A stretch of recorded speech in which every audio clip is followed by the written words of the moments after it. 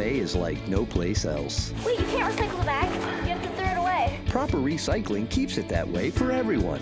Bags tangle in machinery and can bring sorting efforts to a halt. No bags. Trash the bags and keep our recycling program moving forward. No, Mom, look, no plastic bags. Do your part to keep our recycling bag-free. Trash the tanglers or return them to participating retailers. For more information, visit tampabayrecycles.org. These are the jobs you may not see every day, but just know we're working hard to make Hillsborough County a better place to live, work, and play. Subscribe to our YouTube page for more great county-related videos, only on HTV. Flossing in the morning is a really great way to keep your teeth healthy and start the day. But when you're through, here's what you do. Throw it in the trash, don't flush it. There's a problem lots of people don't know, called sanitary sewer overflow. A condition buried deep in the ground, inside a pipe where bad clouds are found. It's a problem we can all help solve, so throw it in the trash, don't flush it. Baby wipes, bandages, cotton pads, paper towels, dental floss, clog up bad. Medicines, kitty litter, cotton swabs, hair. Throw them in the trash, don't flush it.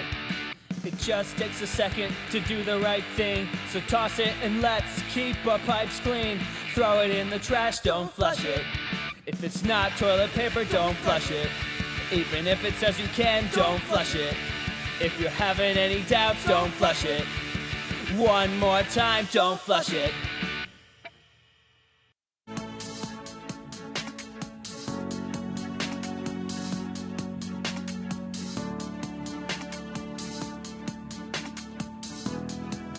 Psst, hey, would you do me a favor? Grab your phone or smart device and open up that camera. Then point it right here at the QR code. Do you have it? I'll wait a second. When you see the link pop up on your screen, give it a tap. You ready? Boom! Welcome to the Hillsborough County official YouTube channel. We've got all sorts of videos here, all about what makes our community such an awesome place. From local events and community highlights to what's in the perfect Cuban sandwich. We've got it all. We're always adding new things, so while you're here, be sure to subscribe and hit that notification bell so you'll never miss a new video.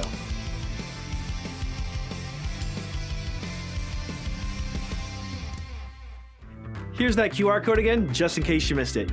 Go ahead and check it out. Ooh. This must have fallen out of that video.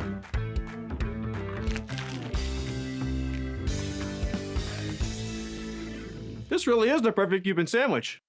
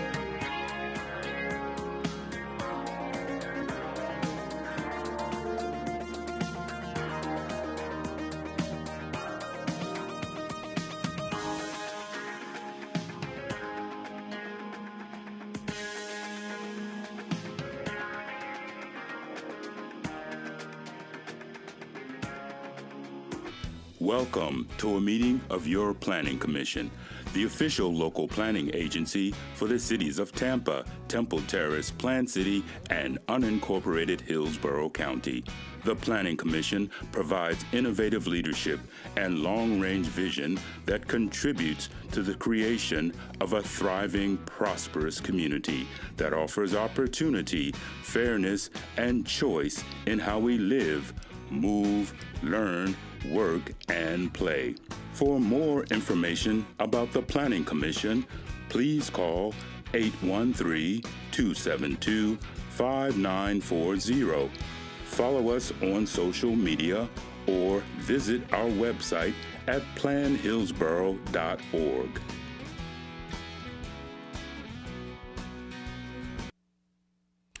Welcome to the January 13th, 2025 regular meeting of the Hillsborough County City-County Planning Commission. We thank you for attending this meeting. Your comments and participation are encouraged.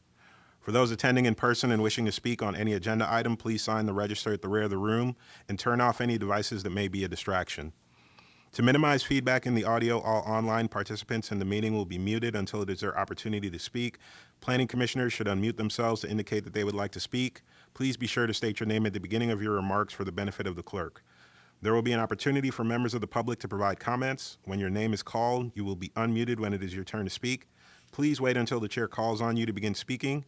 State your name at the beginning of your comments and adhere to the time limits.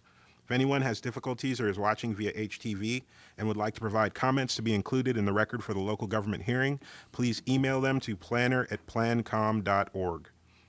For action items, the meeting will be conducted as follows. The agenda item will be introduced. Staff will give their presentation with a 15-minute time limit. The applicant will be given the opportunity to make a presentation with a 15-minute time limit.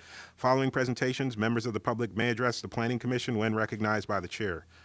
Public comment will be heard for 3 minutes per person. The applicant will be afforded a 3-minute period for rebuttal or response. Planning commissioners will ask questions. Public comment will be closed. Then upon a motion, a second, and discussion, a vote will be taken. With that introduction, I'd like to ask you all to please join me in the invocation and Pledge of Allegiance.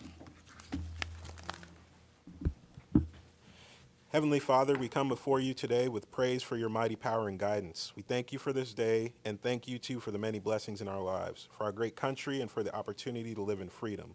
We ask your blessings on our leaders, and we ask that you give each one of us here today the wisdom to make the right choices so that our decisions will be in the best interest of the people of Hillsborough County. Amen. I pledge allegiance to the flag of the United States of America and to the republic for which it stands, one nation, under God, indivisible, with liberty and justice for all.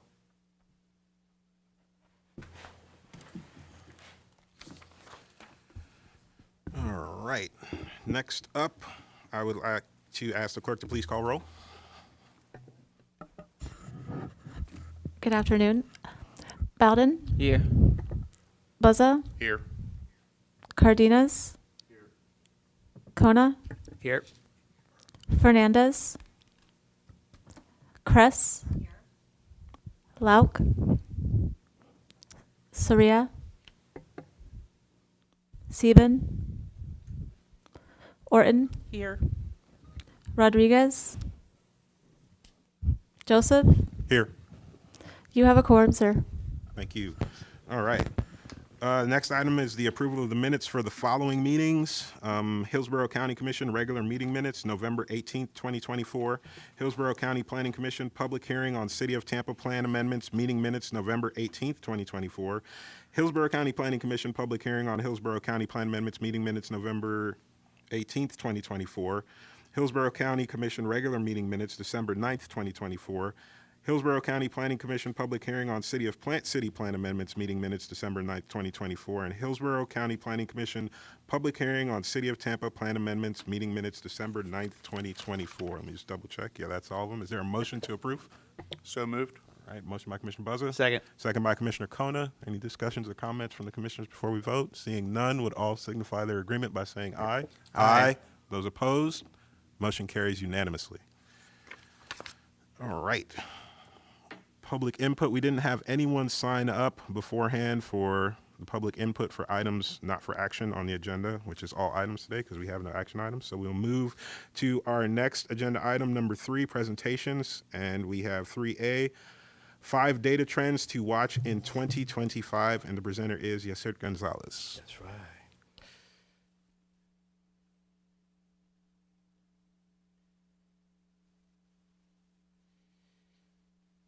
Good afternoon, Commissioners. This is Yasser Gonzalez,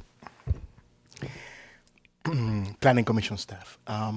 So today we're going to be bringing you 5 items that we would like for you to, either pay attention to or that maybe make you go, in 2025.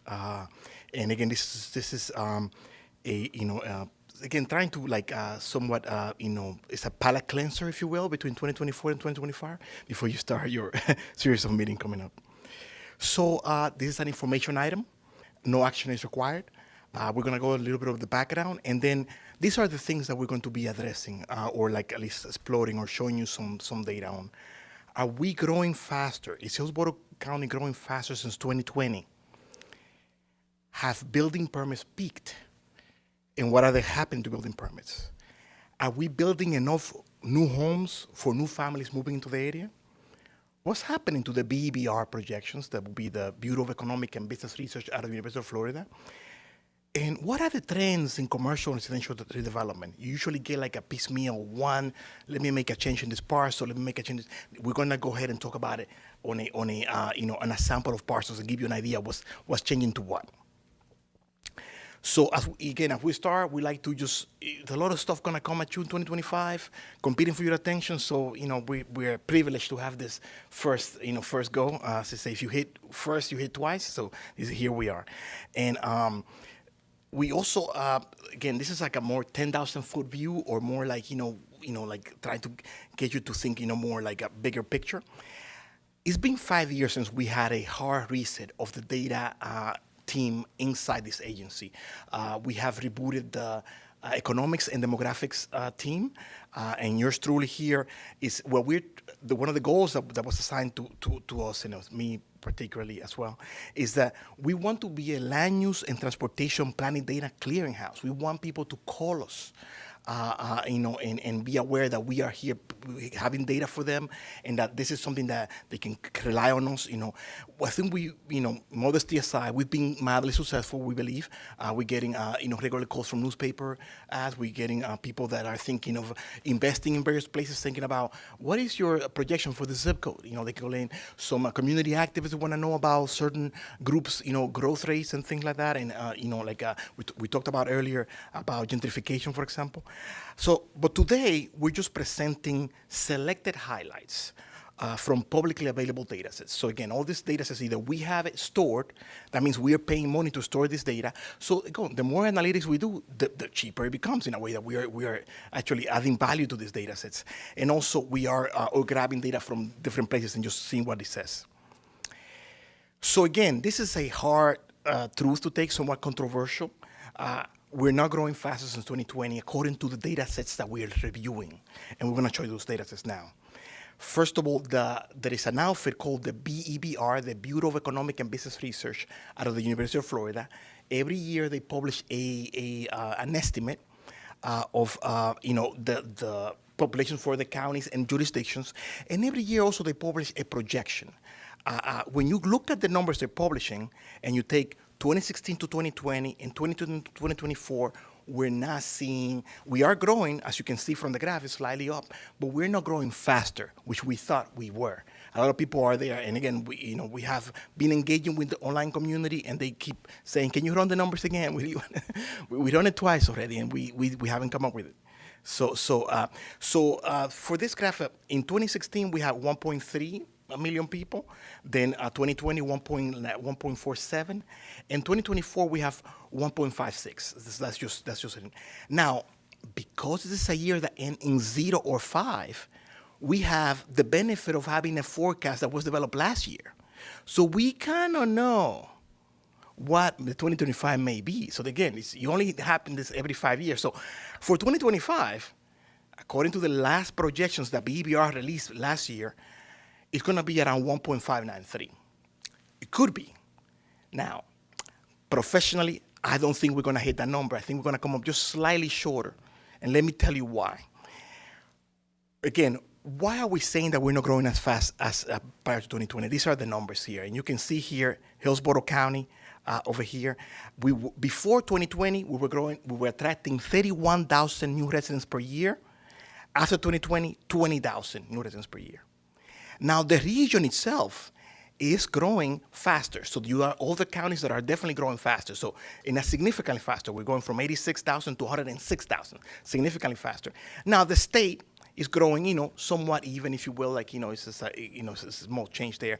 Now, this is the number, in case you're wondering, every time we say, how many people are moving every day to Florida? This is the number they use. They divide this number by the number of days, and you get about 1,000 people. This is what they use. So again, because we're getting only 20,000 new residents per year, I'm thinking that we're going to be around, we're going to come like 10,000 short of the 2025 forecast that they released. So just letting you know, again, we're still growing, but it's going to be slightly lower. Any questions? Now, what about, this giving you this data without giving you context, or regional context will be kind of like, no helpful. So here are 8 counties that are in Tampa Bay region. We're going from Citrus all the way down to Sarasota, over to Pinellas, and over to Imperial Polk County. So only 2 counties are not growing faster in 2020 since 2020. That would be, unfortunately, us and Sarasota County. Everyone else is growing faster. So there is indication there. So you see Citrus County for sure, Hernando, Pasco, and of course Imperial Polk County is definitely growing faster. So that is, and here is just growth rates. These are, again, annual growth rates. Again, Hillsborough County, you're seeing that is lower in 2020 to 2024, but the region and is growing faster, but the state not so much. Again, this is just slightly. So any questions before we move to the trend number 2? Yes, please. I think there might be a term for the number of births and the number of deaths that happen. How much of this growth would you say is encapsulated in that, and how much is it new people coming into the region? Most of our growth, whether it's Florida or the United States, is usually arrivals. It's not a birth growth driven. It's not driven by birth, driven by immigration, either internal or from outside the U.S. So in this case, it's people moving to Florida from other states. So yes, all these numbers that's the main driver. We're certainly having children, and we see them all over, but we're not at that. That's not the driver of the growth for our county, our state, or our nation. Any other question? Okay, so trend number 2, building permits. Again, building permits is one of those data sets that I don't particularly like, but they are the only prospective data set that we have in terms of housing units. Otherwise, we wouldn't know how much is maybe on the pipeline. So they are definitely necessary. And again, when I'm doing the processing, that's how I help myself do them and work with them. But there are a lot of nuances and things that make it a harder data set to work with. And but they did peak in 2019. Now, since 2019, every year we've been issuing more permits since the previous year. So in a sense, even though they peaked in 2019, we're still issuing way more permits than we were issuing between 2014 and 2019. So in that sense, we're still moving ahead. Now, housing units have peaked later. And again, those of you that are in the business, developing land, selling houses, know that there's like a lag. You pull the permit and then you build. And also you gotta also wait for the demand. So now notice the 2023 number there is really like peaking down. We're still looking at this number, even though we're in 2024, there may be some revisions to it. But do remember, it is hard to think about this now, but March 2023 was when the world nearly collapsed with the whole Silicon Valley Bank. Remember that, and then the counterpart in London where there will be a rescue, and also the interest going up a cliff. They were not down a cliff, up a cliff in terms of how fast they were going up. So that also affected the number of new residential units coming into the tax rolls, and that's what happens. Now, for Commissioner Bowden here may actually second me on this. the trends that I was showing earlier are driven mainly by Tampa and Hillsborough County. Now, there are some jurisdictions bucking the trend, and Plant City is an example of that. Plant City has been issuing more permits every year, breaking records every year, permit issuing, since 2019. And so in the building of houses. So with all the interest rates being this high, with all the labor issues, with the resource issues, Plant City is still building. So once that gets out of the picture, there could be even more growth there and more growth overall. So just letting you know that they are bucking the trend, and so that's good to have this perspective where even though the overall countywide, but you want to definitely drill down. Now, we are the only, the agency that compiles this data. If you were, whether a business person or general public, you will have to go to each jurisdiction to get permit data and then format it to the right thing. No, just come to us and we have the data for you. So again, this is another example where we provide a service to the public and also to the business community. Any questions about, building permits before we move to trend number 3, I believe, yes. Commissioner Horton, yeah. I have a question. Yes, you are talking about building permits only because I'm with the school district and we are seeing a growth, especially South County. Are you taking into consideration new plats, new subdivisions as far as that being growth, or only building permits? Only building permits, ma'am. Only so building you permits. Don't calculate all those new subdivisions and things like that when you are calculating growth? No, we're just looking at building permit trends here. The growth will definitely be where we have a mix of things, right? Okay. But what we would like to always recommend is looking at building permits pooled, because it gives you a prospective look, but also new houses coming into the tax rolls. We want to see them together. That's how we do a more complete picture, because although most of the permits that people pull do turn into houses, there is a lag there. So you want to definitely see, and that's why we pair them like this. We pair them with, building permits and new housing units. That way you can kind of get a picture. And we want to see them going together, and essentially in both situations they have me. Now, I was at the Urban Land Institute Trends Conference, which unfortunately we had to miss this year. It's a great crowd, great speakers. And it happens in Amateur Works. And one of the speakers from Zonda, I believe, which is a data gatherer, they said that we had a crunch in housing units. We were not building enough housing units for newcomers, new families to the county, people that are moving in from other counties or out of state to here. So that kind of stayed with me. I was like, okay, good, but that's proprietary data. I don't have access to the Zonda's data unless we pay a subscription. And then my supervisor, Sean Collish, happened to be in Minneapolis with the planning conference, and he had the same, somebody else saying we had this crunch. He was like, so we kind of like, hey, during casual conversation, like, did you hear this about this crunch? Okay, so we said, can we try to get new data set, like a data set or some sort of simple methodology in which we can kind of test this? Again, we're just here trying to see if the hypothesis is. So what we did is we take the BBR estimate from 2020, let's say, or 2024, let's say, take 2020, so subtract 2020, gives us like the number of new residents to the county. You divide that by a person per household, will give you families. Then you compare those families or households to new houses being added to the tax rolls, and then you can see, are we building enough or are we not? That's another test. Again, we're not saying that what they're saying is wrong. What we're saying is that it's just another measure. Are they agreeing or not? So we had a significant deficit in the period of 2010 to 2014. So we were catching up there. What happens when we have a deficit like when we have a lot more people coming in than houses being built? That affects many things, including affordability, because all our traditional neighborhoods are then being like, people are coming down to them, and naturally we cannot buy a new house. We go to Seminole Heights, we go to like Carrollwood, and what we do is bid up those prices. So it becomes difficult for people that are trying to, first-time home buyers. So that's why you want to have, a very narrow gap. So thankfully, between 2015 and 2019, we were able to narrow the gap, and now there appears to be, according to this data set, according to this methodology, no gap in between, or at least more new homes are being built than newcomer houses. So that means there's more options for people that are coming into Hillsborough County. And again, it takes away some upward pressure from our traditional neighborhoods.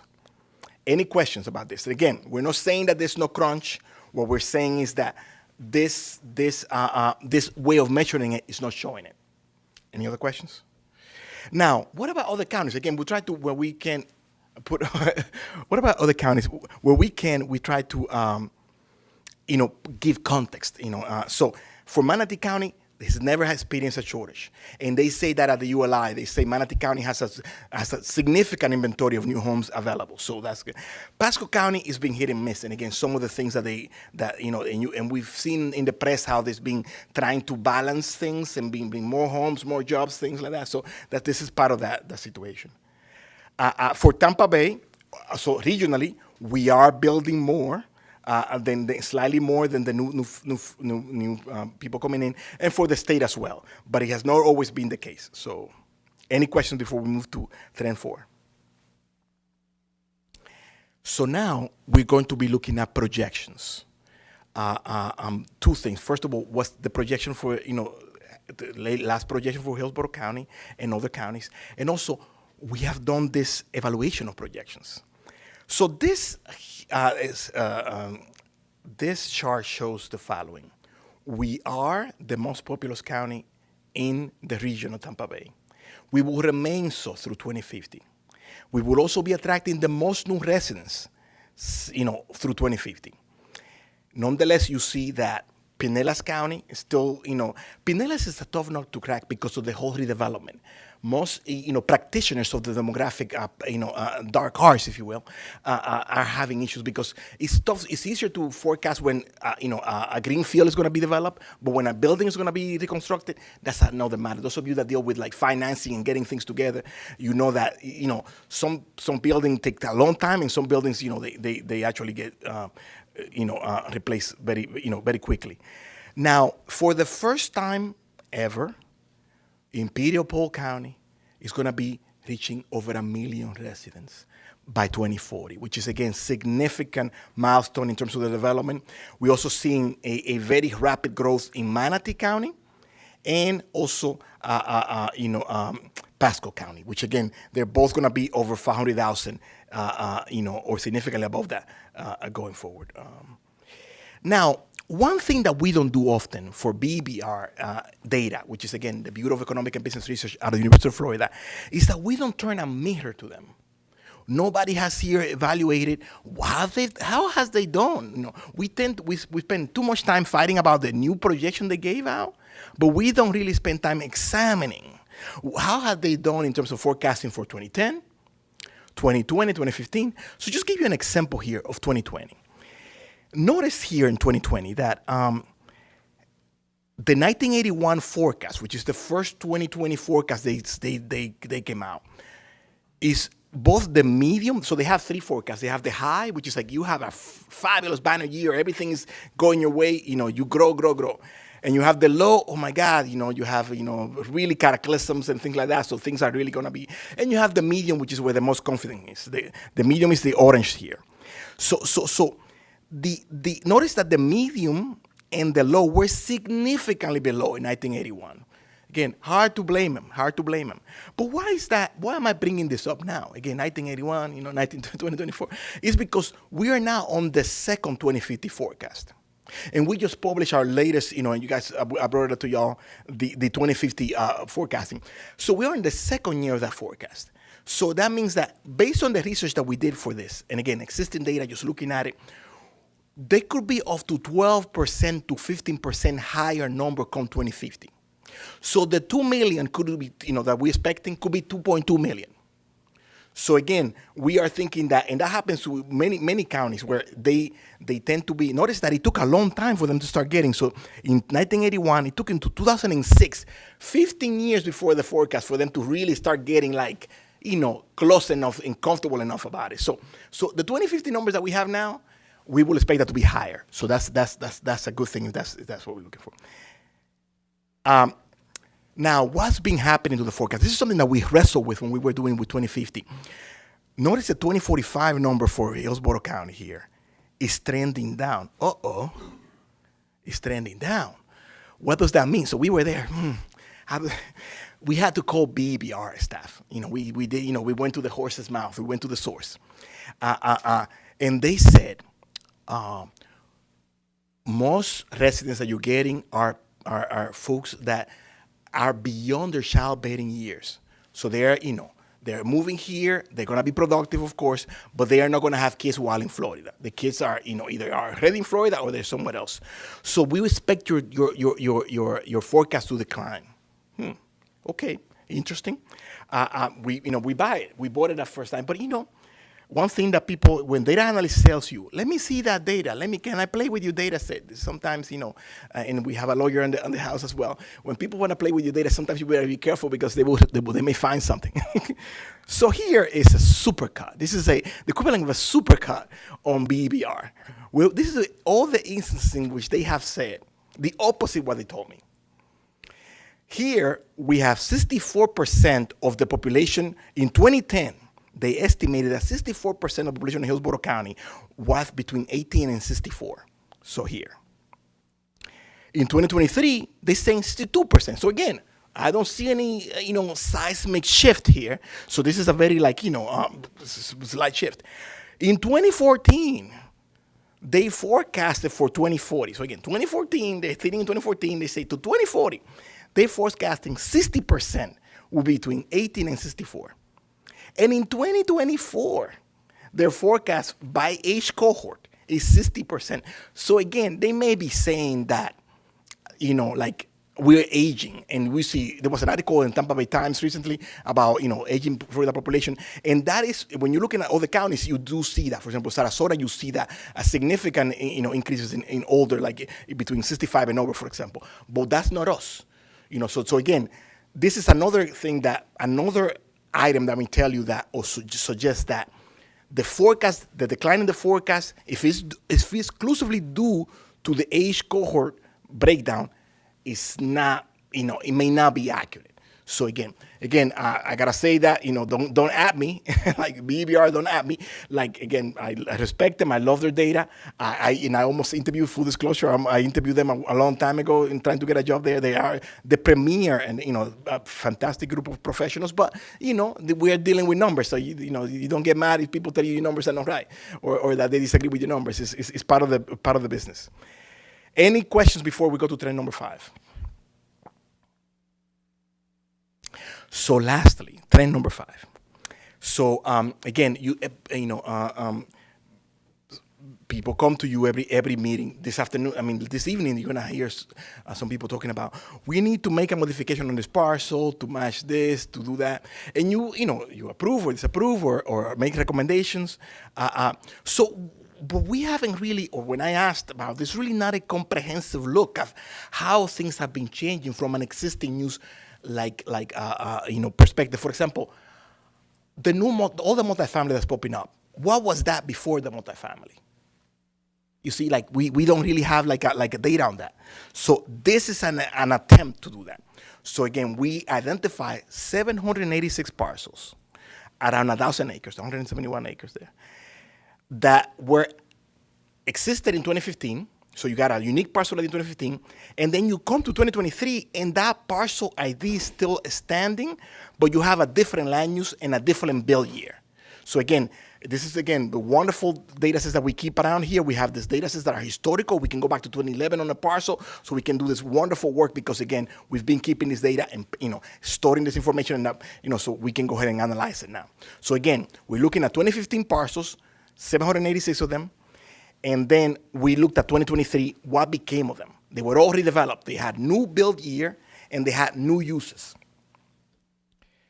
So for residential, from redevelopment, from this 786 parcel, we had 5,000 new residential units.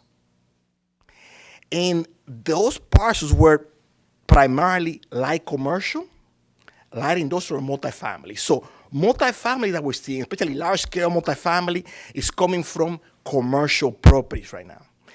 And again, which is understandable because commercial property is already located in a principal artery.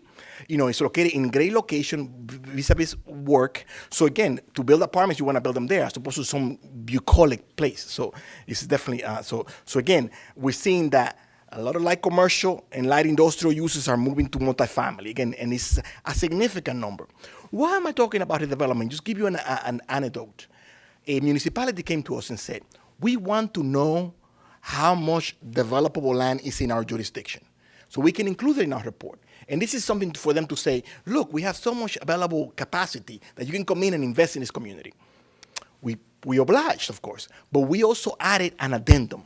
We said, look, the redevelopment component of the future development in your jurisdiction is significant. We're talking about 42% of the acreage that's going to be for future growth is going to be under redevelopment.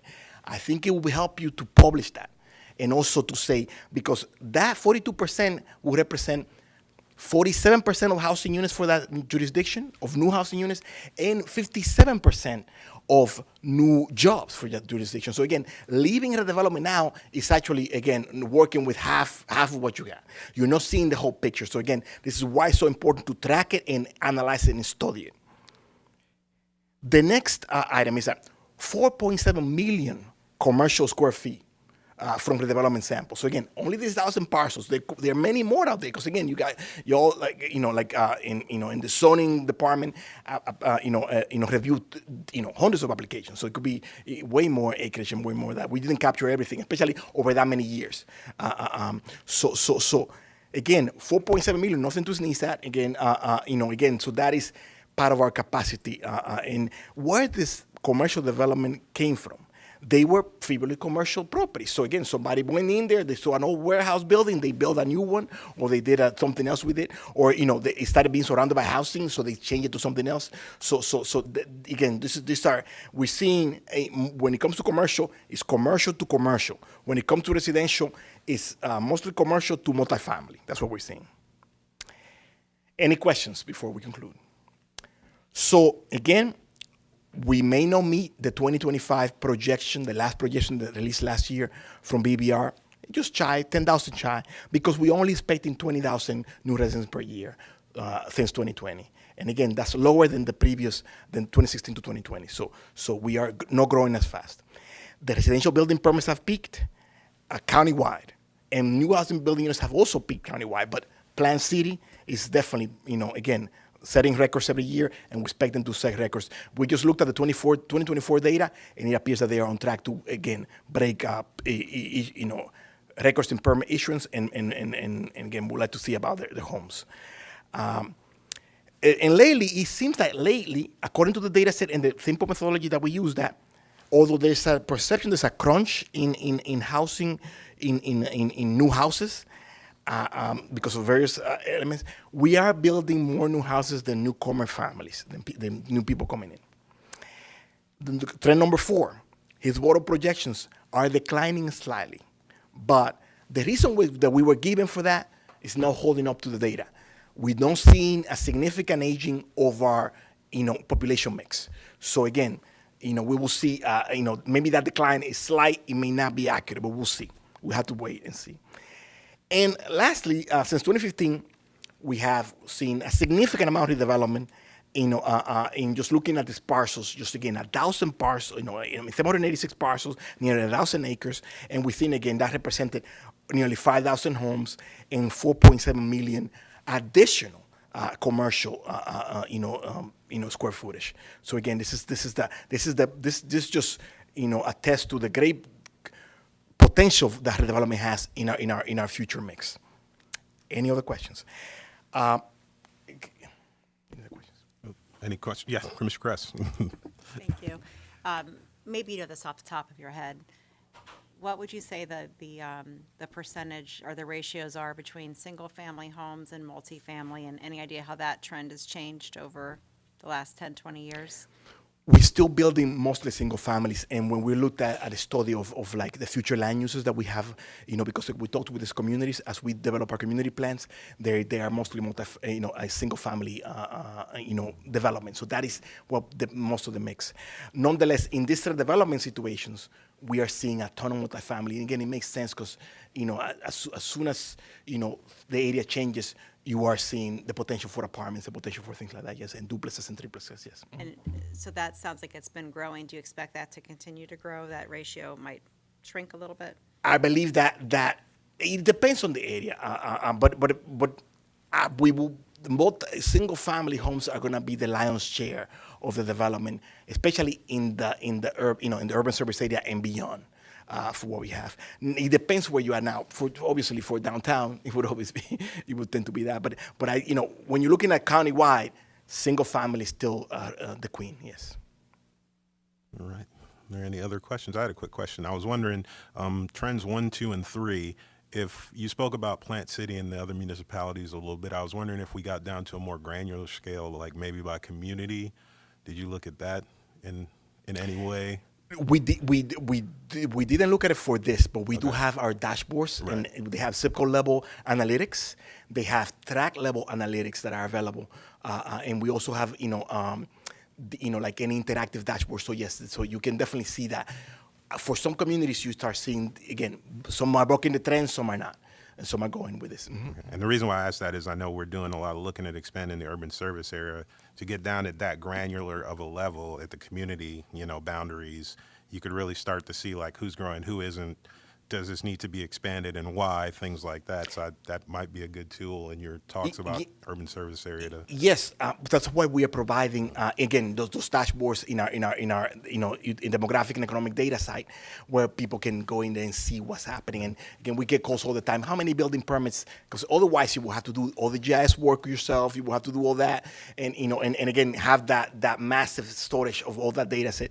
So we provide that for everybody. So like by zip code, by tract. By, for example, for Tampa, what is happening in South Tampa versus Central Tampa versus New Tampa, right. So that you can definitely go very granular in terms of like what permits, building permits are. The Hillsborough County, we break it down by community, like again, Riverview, Brandon, and places like that. So again, we slice it like 47,000 ways. So it's, and again, if somebody wants. If somebody comes to us and say, we would like to see a slice this way, just give you another example, patrol districts for the sheriff. We break it down by patrol districts. That way they can do better planning of like patrolling and then allocation of resources. So we've been partnering with them. So every time we develop a new estimate, we just we quickly develop that number specifically for them and give it to them. So you see how for them it helps them again do the better planning to protect us better. Yes. All right. Are there any other questions from the Commissioner? Commissioner Connor? Yeah. One thing I'll just add, I think and this is just a guesstimate, but I think in 2025 and 2026, you're going to see a lot of residential permits increase because of FEMA's 50% rule and people recovering from these hurricanes. So, so when you see that data like peak in 2025, probably later in the year, it's because you have people that are just rebuilding from the storm. You're going to see a lot of that, I think. Plus, to add to what you said, Mr. Kona, is the interest rates, if they start coming down, that is one thing. A couple of things that we need in this economy are low gas prices and interest rates. Those are pillars of this economy, in order for us to continue to grow the way we're supposed to grow in. So interest rate definitely. I know somebody that was looking for a car note to replace the current car. The loan they were doing was 2%, and now it's 6%. And again, even though it may not seem like that, that is a significant cost of borrowing. And some of you that deal with large quantities know that a couple percentage points here and there is enough to make a deal go south. So yes. Mm-hmm. All right. Are there any other questions or comments from the commissioners? Not seeing any. Well, thank you for the information, and we will move on to our next agenda item. The start of our briefings, and our first briefing is for a TACPA 24-17 Comprehensive Plan Map Amendment, 2602 East 4th Avenue and associated parcels, and the presenter is Quinn Steele.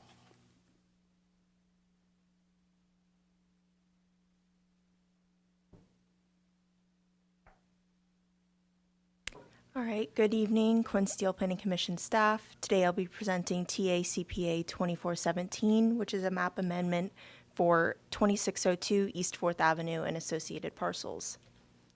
The request before you is privately initiated and small scale, and it covers just over 15 acres. The request is to change the future land use designation from heavy industrial and general mixed use 24 to urban mixed use 60. Here's a general locator map. The subject site is located within the Central Tampa Planning District, the historic East Ybor and Gary neighborhood, and the Port Activity Center. Additionally, portions of the site are within the Ybor City Urban Village, the Ybor City Local Historic District, and the Ybor City 2 Community Redevelopment Area.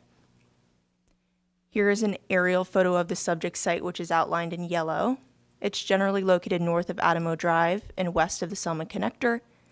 The red dashed line is the demarcation for the boundary between the heavy industrial future land use designation to the east and the general mixed use 24 to the west. Additionally, it serves as the boundary for the Ybor City Urban Village and the local historic district. The surrounding area is primarily industrial with a mixture of uses to the west. To the north and the east, we have various industrial uses and a CSX rail line that goes along the eastern boundary of the subject site here.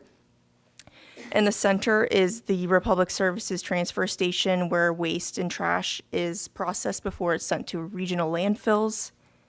Southwest here is IKEA, and west beyond the red dash line is the general mixed use 24 designation. So this is areas characterized with no clear development pattern. So we have a mixture of residential, both multifamily and single family detached, as well as commercial and industrial uses.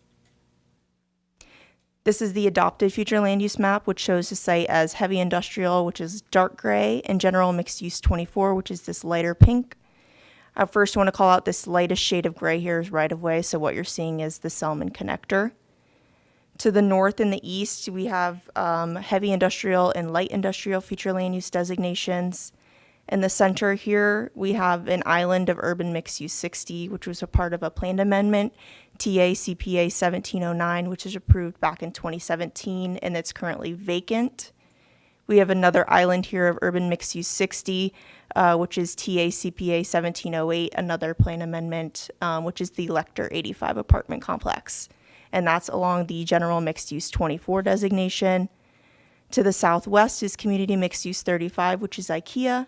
Moving north and west, we have community commercial 35, and north of 8th Avenue, we see some residential 20. Lastly, this green line here is the boundary for the coastal high hazard area, so that it extends from the bay to the south, and it goes north almost to I-4, and it covers the entire subject site. This map shows the proposed future land use map is urban mixed use 60.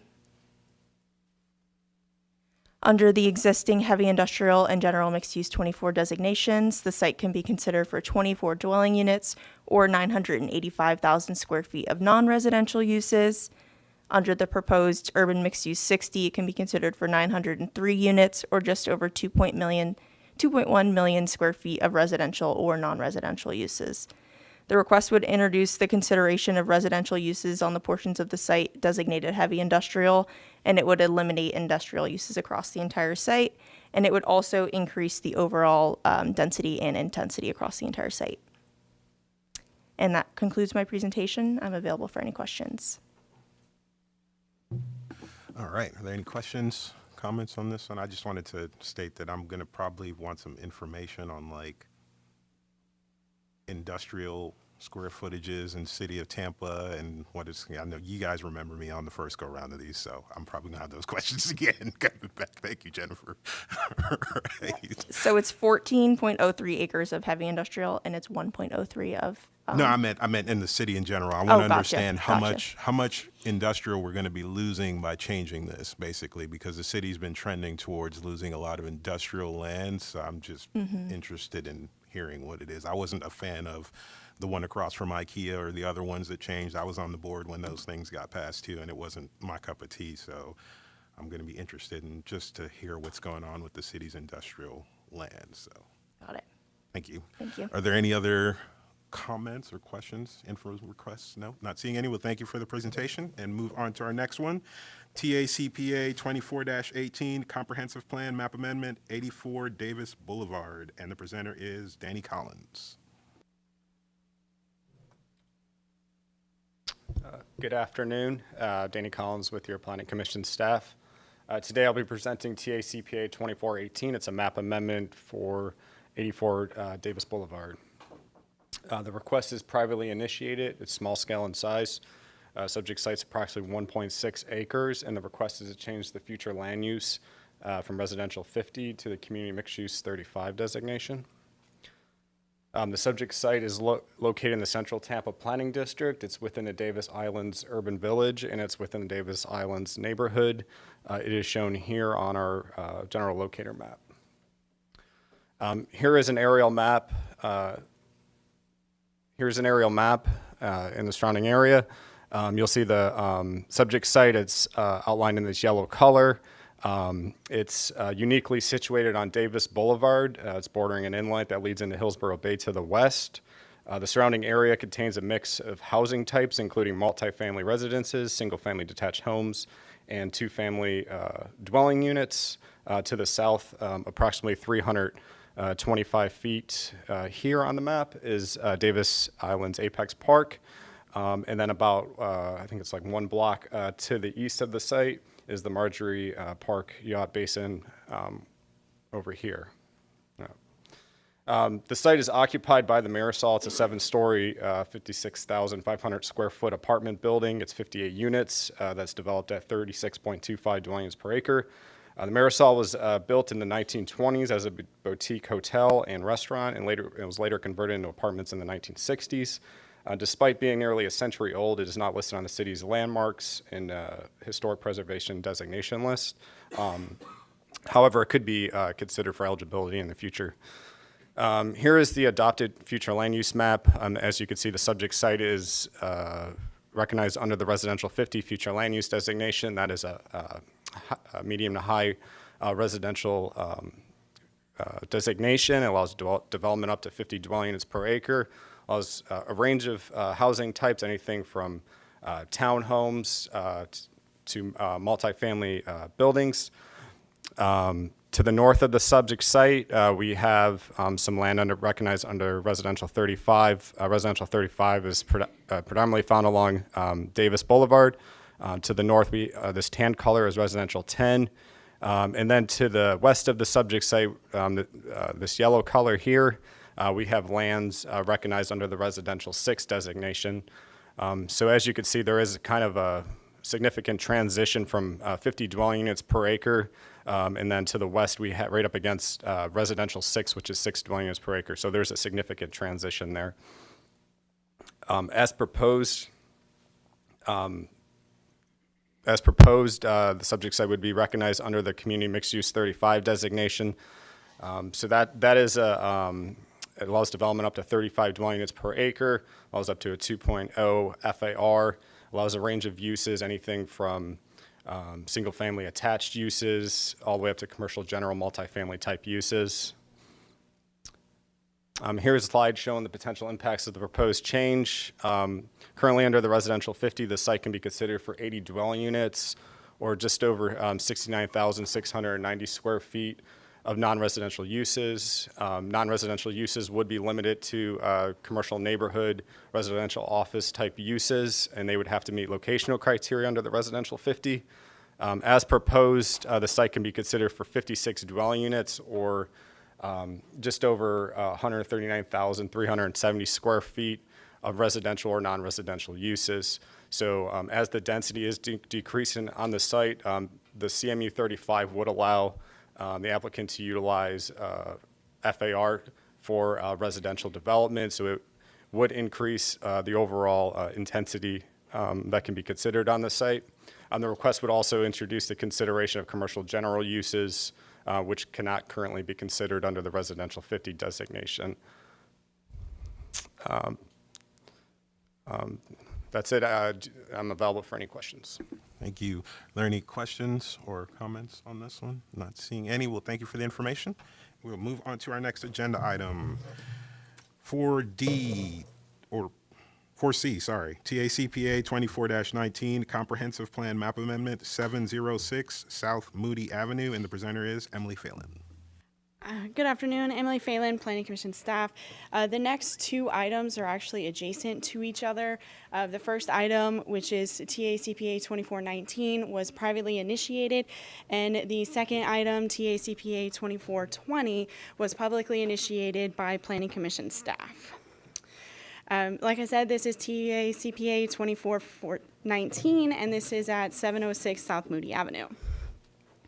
This one is privately initiated, small scale, and it's approximately 0.32 acres. And the request is to go from residential 10 to community mixed use 35.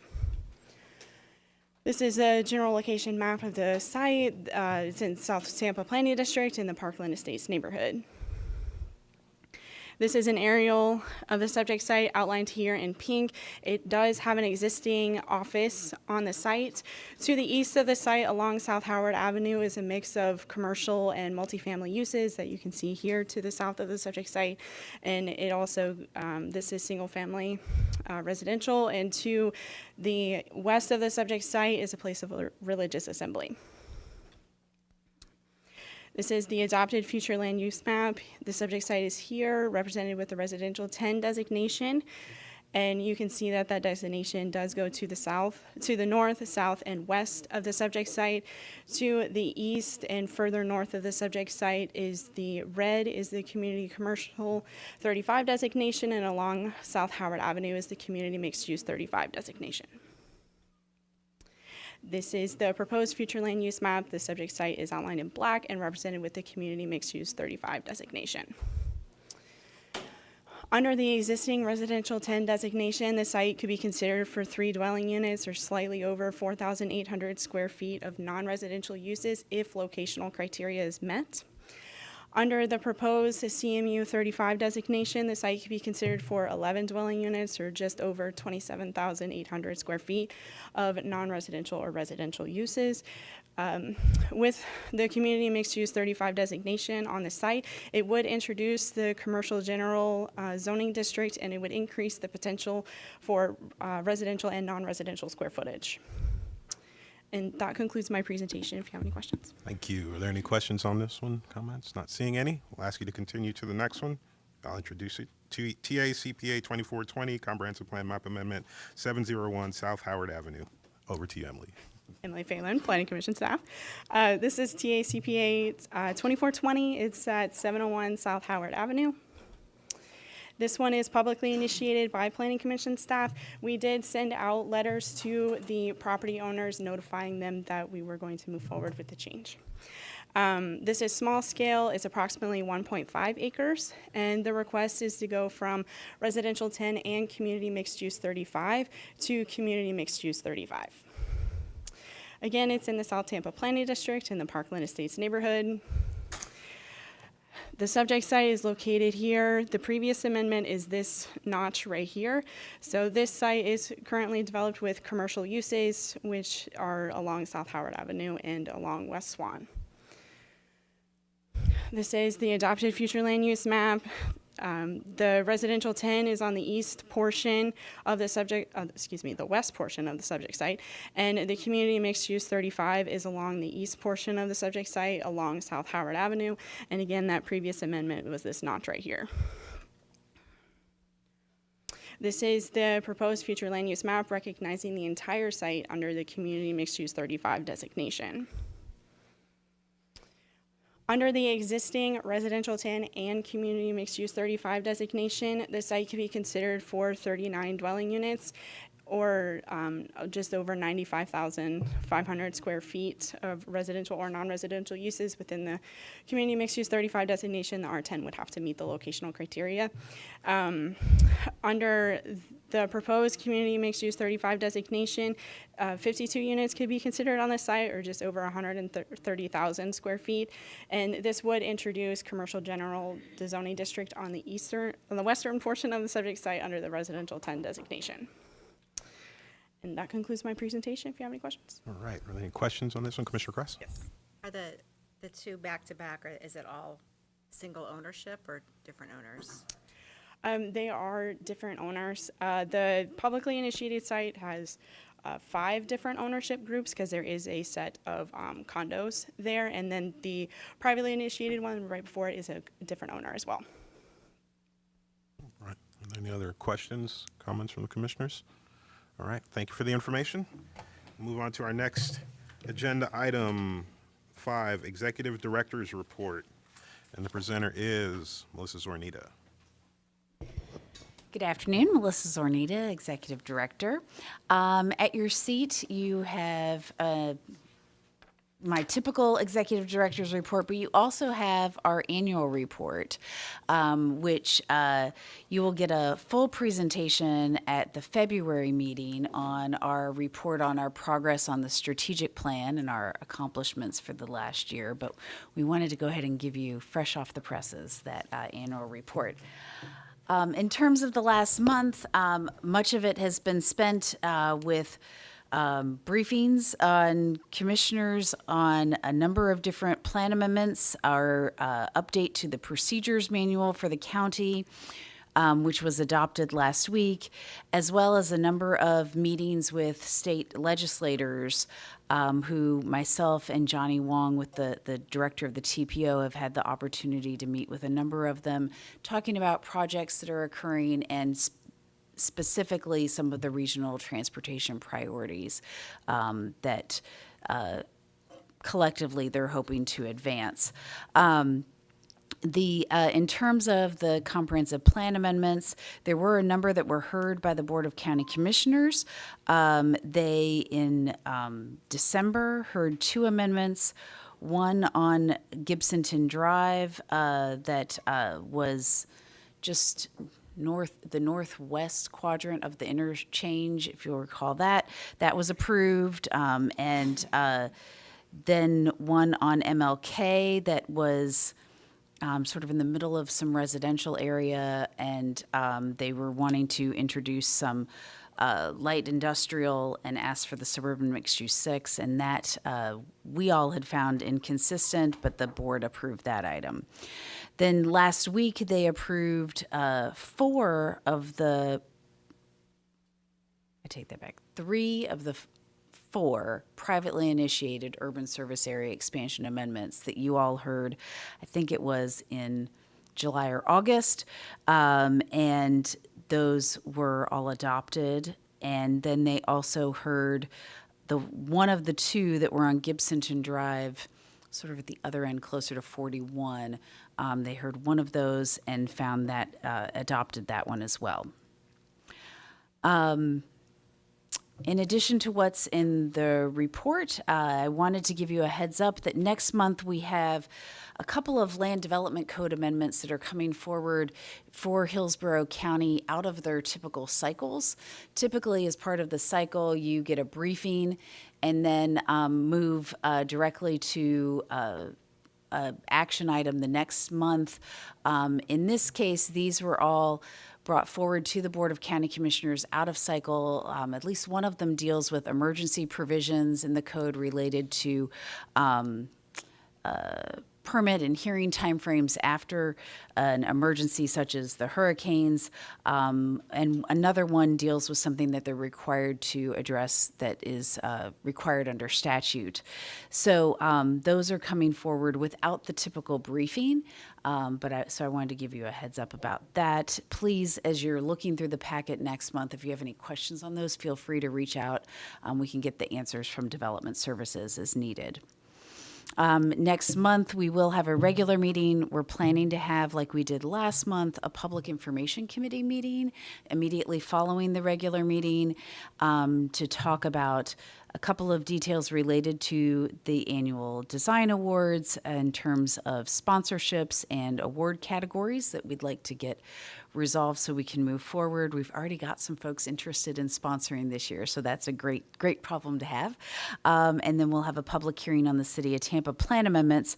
Then I would remind you that at the end of the month, we have a second public hearing on February 24th, and that is to consider the publicly initiated urban service area expansion amendments. The last thing I wanted to mention is that the APA National Conference is coming up. It's in Denver this year. It's March 29th through April 2nd. We're anticipating that the registration will be launched later this week, and so I'll send that out to you all. If any of you are interested, we can probably accommodate a couple of folks attending. There are a number of staff who also want to attend, so I am trying to identify how many people so we can figure out the budget as quickly as possible. So just keep an eye out for that. and I'd be happy to answer any questions. All right, thank you. Are there any questions from the commissioners? Not seeing any. Well, thank you for the information. Thank you. We'll move right along to other business, chair's business. I have none. Old business, I don't believe there is any. Does anybody have any new business? Not seeing any. Are there any committee reports? We did have a TPO board meeting last week, or something like that. Action items included 2025 safety performance targets, which was pretty interesting.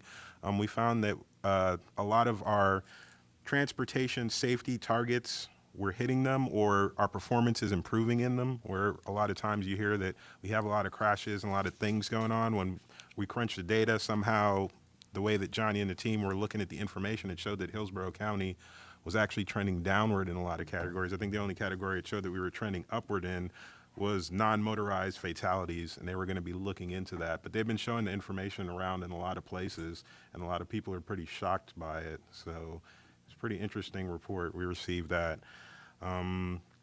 We also got an update on the CAC membership, just some information on how many people they had, how many seats they had, who was missing, where the people were from, things like that. And we accepted both those reports. We got status reports on a PD&E project on Branch Forbes and McIntosh Road. There was a little bit of talk about that with new Commissioner Bowles, because I guess that's his area. He was a little worried about how capacity and safety was going to be handled on that road as FDOT was developing it, because it's over there in East County. We also got a status report on HART, their transit development plan, and of course we got the Plan Hillsborough 2024 annual report done by Melissa Zornita that the TPO board enjoyed very much. So that was the highlights in the last TPO board meeting. Anybody have any questions or anything of me on that? No? All right. Any other reports? Going once, going twice. Not seeing any. Then we have come to the end of our agenda. We're scheduled to start at 5:30. Should I keep it at that time? We're pretty close. Yeah, okay. All right. 5:30. Yeah. All right. So we will see everyone back here at 5:30 for the public hearings, and at 5:03 the regular meeting is adjourned.